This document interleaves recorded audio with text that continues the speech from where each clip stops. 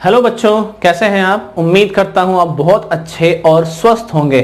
मैं आपका physics teacher Kundan एक बार फिर से आपका अपने चैनल गुरुकुल स्टडी रूम में स्वागत करता हूं। और आज मैं लेकर आया हूं क्लास 10 का बहुत ही खूबसूरत सा टॉपिक जिसका नाम है इलेक्ट्रिक पावर। तो समय बर्बाद ना करते हुए सीधे आते हैं अपने टॉपिक पे। हेडिंग डाल लें इलेक्ट्रिक पावर।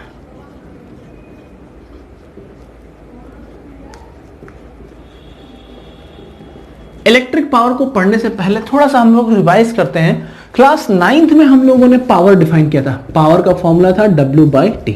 क्या होता है पावर? कोई भी ऑब्जेक्ट किसी काम को कितने कम से कम टाइम में या ज्यादा से ज्यादा टाइम में कंप्लीट करे, उसे उस ऑब्जेक्ट का पावर कहते हैं।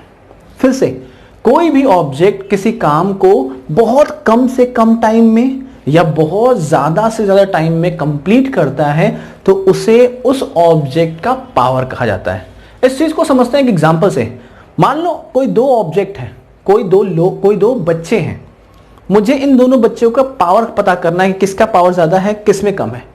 तो मैंने उन दोनों बच्चों को एक काम बोला, कोई भी काम, और उन दोनों बच्चों ने उस काम को कंप्लीट किया। तो मैंने क्या देखा कि किस बच्चे ने उस वर्क को कम से कम टाइम में और किसने ज्यादा टाइम लिया उस वर्क को कंप्लीट करने में। जिसने उस काम को बहुत कम टाइम में कंप्लीट किया होगा तो इसका मतलब क्या है? इसका मतलब है उसके पास ज्यादा पावर था। और जिसने उस काम को ज्यादा टाइम में कंप्लीट किया उसके पास पावर कम था। क्लियर है बच्चों? तो मुझे सिर्फ और सिर्फ क्या कराना होता है? किसी भी ऑब्जेक्ट का अगर मुझे पावर कैलकुलेट करना है तो मुझे उस ऑब्जेक्ट से वर्क कराना होगा और वर्क को टाइम के साथ मेजर करना होगा। वर्क को टाइम के कंपैरिजन में देखना होगा कि अगर टाइम कम लगा है और काम ज्यादा किया है तो इसका मतलब उसके पास पावर ज्यादा है। टाइम ज्यादा लगा है और वर्क कम है तो उसका मतलब क्या है? उसके पास पावर कम है। अब इसी पावर के कॉन्सेप्ट को हम लोग इलेक्ट्रिसिटी से जोड़ते हैं। तो टॉपिक का नाम हो जाता है पावर, मालूम है आपको, उसमें जुड़ गया इलेक्ट्रिक पावर। तो इलेक्ट्रिक पावर क्या कहेंगे? तो हमारे पास एक क्लोज सर्किट है। क्या है? एक क्लोज सर्किट। और इस क्लोज सर्किट में हमने क्या लगाया है? एक बैटरी लगा रखा है, स्विच लगाया है, रजिस्टर लगाया है एंड दैट कनेक्टिंग वायर। जैसे ही मैंने स्विच ऑन किया तो हम लोग मालूम क्या है? करंट स्टार्ट फ्लोइंग, करंट चलना स्टार्ट होता है। और जब करंट चलता है तो हम कहते हैं कि इसने कुछ ना कुछ एनर्जी कंज्यूम की होगी। करंट, अब ये एनर्जी कहां गई? ये एनर्जी क्यों कंज्यूम करता है सर्किट से? तो मालूम चलता है कि करंट जो है बहुत छोटे जो करंट जो है चार्जेस को फ्लो कर। करंट क्या होता है? चार्जेस का फ्लो कराना। और चार्जेस क्या होते हैं? हमारे वो इलेक्ट्रॉन। अगर इलेक्ट्रॉन एक जगह से दूसरी जगह तक जा रहा है तो हम लोग क्या कहेंगे? कि उसमें वर्क हो रहा है। तो ये जो करंट एनर्जी कंज्यूम कर रही है बैटरी से, वो एनर्जी कहां खत्म हो रही है? वो एनर्जी खत्म हो रही है इलेक्ट्रॉन को वर्क कराने में, इलेक्ट्रॉन को एक जगह से दूसरे जगह तक मूव कराने में। इसी को हम लोग पावर के फॉर्म में डिफाइन करते हैं कि हमने कितना वर्क किया। तो electric power is a work done,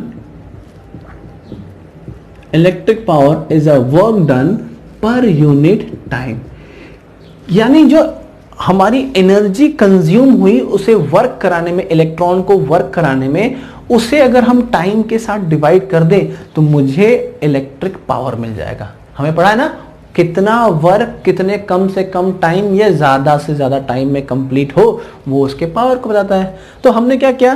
switch on किया, करंट फ्लो होना स्टार्ट हुआ पॉजिटिव टर्मिनल से नेगेटिव टर्मिनल पर। यानी इन शॉर्ट देखा गया कि इलेक्ट्रॉन जो है हमारे एक जगह से दूसरी जगह तक जा रहे हैं। यानी हमने क्या किया? उस करंट ने वर्क किया इलेक्ट्रॉन को मूव कराने में, और जितना वर्क किया होगा उतनी उसने एनर्जी कंज्यूम की होगी बैटरी से।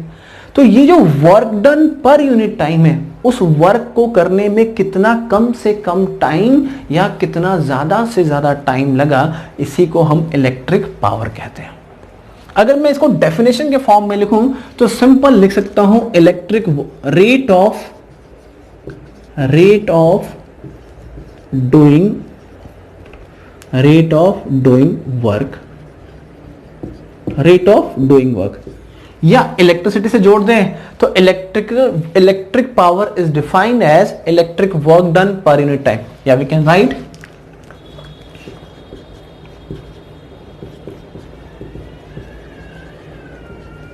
Electric work done per unit time is defined as electric power. Okay बच्चों, अगर मैं इसके फॉर्मूले के बारे में बात करूं तो P is equals to W/T। अब हमने क्या किया, किसी भी करंट के पावर को हमने मेजर कर लिया, किसी भी इंस्ट्रूमेंट इलेक्ट्रिकल अप्लायंसेस के पावर के बारे में बात कर लिया। हम इसे मेजर किस में करते हैं, तो इन शॉर्ट मैं आपसे इसकी SI यूनिट के बारे में बात कर रहा हूं। तो इसको हम हमेशा मेजर करते हैं जूल पर सेकेंड। पावर वर्क की यूनिट क्या होती है जूल, टाइम की यूनिट क्या होती है सेकेंड, इसकी SI यूनिट होती है बच्चों जूल पर सेकेंड, या इसी को हम वॉट भी कहते हैं। क्या कहते हैं इसको हम लोग, वॉट भी कहते हैं। तो कोई आपसे पूछे what is the SI unit of power, तो आप क्या बोलने वाले हैं, जूल पर सेकेंड, या इसे हम लोग वॉट कहते हैं। वॉट जो है एक छोटी यूनिट है, इससे बड़ी यूनिट जो होती है आपकी किलोवाट होती है, मेगावाट होती है, गीगावाट होती है, तो ऐसे बहुत सारी यूनिट्स हैं। लेकिन SI सिस्टम के बारे में बात करते हैं तो उसे हम वॉट के फॉर्म में रिप्रेजेंट करते हैं। अब सोचिए कहीं आपने इस चीज को देखा है, हाँ बहुत देखा है। आप कभी भी मार्केट में कोई भी इलेक्ट्रिकल अप्लायंसेस खरीदे जाएंगी तो उसके ऊपर लिखा होता है, मोस्ट कॉमनली आप अपने घरों में इलेक्ट्रिक बल्ब को देखा होगा, CFL को देखा होगा, ट्यूबलाइट देखा होगा, तो उन सब पे लिखा होता है 60 वॉट 40 वॉट। तो ये क्या है, ये उस इंस्ट्रूमेंट के पावर को रिप्रेजेंट करता है, इस इंस्ट्रूमेंट के पावर के बारे में बताता है। होप आप लोगों को पावर को समझ में आ गया होगा। ओके, अगर मैं बोलूं कि बताइए 1 वॉट क्या होता है बच्चों, वॉट को डिफाइन करने के लिए हमें क्या करना है, आप लोगों को बच्चों मैंने कई सारे वीडियोस में बताया है कि कभी भी आपको यूनिट डिफाइन करना हो तो फॉर्मूले में वैल्यू पुट कीजिए। अगर मैं 1 जूल का वर्क करूं, देखो ये जो वर्क था मैंने इसको क्या कह दिया 1 जूल का वर्क, और टाइम क्या कह दिया, अगर मुझे 1 जूल का वर्क करने में 1 सेकेंड का टाइम लगता है तो दैट इज कॉल्ड 1 वॉट। यानी उस इंस्ट्रूमेंट के पास कितना पावर है, उसके पास 1 वॉट पावर है। यानी कहने का मतलब क्या है कि अगर आप 1 जूल का वर्क 1 सेकेंड में करते हो तो आपके पास 1 वॉट का पावर है। क्लियर है बच्चों, उम्मीद करता हूं आपको ये इलेक्ट्रिक पावर समझ में आ गया होगा। आगे बढ़ते हैं, अब हम लोग बात करते हैं पावर के कुछ और यूनिट्स के बारे में। तो पहला पावर का यूनिट फॉर्मूला था हमारे पास P is equals to W/T। ये पहला फॉर्मूला था हमारा work done per unit time, ये हमारे पावर का फॉर्मूला है। इस फॉर्मूले को हम और भी फॉर्म में चेंज कर सकते हैं। फॉर एग्जाम्पल हमारे पास वर्क, क्या हमारे पास ये फॉर्मूला आपको याद है, V is equals to W/Q। तो क्या मैं यहां से वर्क की वैल्यू निकाल सकता हूं बच्चों, तो ये बन गया V into Q, V into इसे हमने लिख दिया Q, या we can write V into I into T। Q क्या था हमारा, चार्ज को कैसे डिफाइन करते हैं, I इंटू टी। ये सारे फॉर्मूले अपने पीछे पढ़कर आए हो। तो क्या मैं वर्क को रिप्लेस कर सकता हूं VIT से, तो हमारा फॉर्मूला क्या बन जाएगा बच्चों, तो फॉर्मूला बन जाएगा P is equals to V into I into T upon T. तो हमारे पास पावर के लिए एक और फॉर्मूला बन गया, that is a V into I. पहला formula P is equals to W/T, second formula P is equals to V into I. क्या हम और फॉर्मूले बता सकते हैं, हाँ, अगर मैं बात करूं कि ओम्स लॉ से, ओम्स लॉ कहता है V is equals to IR। तो अगर इस वाले इक्वेशन में जहां लिखा हुआ है P is equals to VI, अगर मैं उस V को रिप्लेस कर दूं IR से, तो हमारे पास फॉर्मूला क्या बनेगा बच्चों, P is equals to IR into I। तो हमारे पास फॉर्मूला क्या बन गया, I स्क्वायर R। तो मुझे पावर निकालने का एक और फॉर्मूला मिल गया, that is a formula number 3। क्या मिला फॉर्मूला, पहला फॉर्मूला था हमारा P is equals to W/T, second formula बना P is equals to V into I, third formula मिला P is equals to I square R। क्या कुछ और फॉर्मूला बना सकते हैं, हाँ, अगर सेकेंड वाले फॉर्मूले में I के जगह पे मैं ये रख दूं, मैं इसको रब कर देता हूं,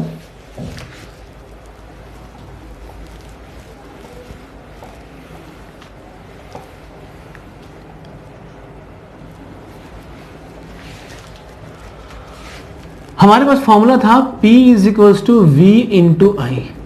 अगर मैं ओम्स लॉ की हेल्प लूं, ओम्स लॉ के हिसाब से देखा जाए तो V is equals to I R, तो we can write R is equals to V upon में I। अब इस R की यहां से I की वैल्यू, सॉरी यहां से हम लोगों ने क्या किया, I की वैल्यू निकाल ली। I जो आया बच्चों वो V अपॉन में R आया। अब इस I की वैल्यू से पुट करते हैं तो क्या मिलेगा मुझे, P is equals to V into I. I की जगह पे क्या रख दिया हम लोगों ने, V अपॉन R। तो P is equals to V square upon में R। This is a relation between the power in terms of potential and resistance. इसे कहते हैं रिलेशन ऑफ पावर। क्या बोलते हैं, relation of power in terms of potential and resistance. इसे बोलते हैं रिलेशन ऑफ पावर। क्या बोलते हैं बच्चों, relation of power in terms of किसमें निकाला है आपने, करंट I एंड R में। किसमें निकाला है आपने, करंट और R में रिलेशन। ये जो हमारा पावर का रिलेशन है वो पोटेंशियल और करंट के बीच में है। ये जो फॉर्मूला है हमारा पावर का वर्क और टाइम के बीच में। तो हमारे पास पावर के कितने फॉर्मूले मिल गए, देखो ध्यान से, first formula, second formula, third formula और ये फोर्थ फॉर्मूला। और इन सारे फॉर्मूले को आपको याद रखना है बच्चों, क्योंकि जब हम लोग न्यूमेरिकल्स करेंगे तो इनका बहुत बड़ा हेल्प, इन्हें बहुत जरूरत पड़ती है हमें न्यूमेरिकल सॉल्व करते समय, बहुत काम आएंगे ये फॉर्मूले। तो मिलते हैं अपने नेक्स्ट वीडियो में जिसका नाम होगा इलेक्ट्रिक एनर्जी। तब तक स्वस्थ रहें, सुरक्षित रहें।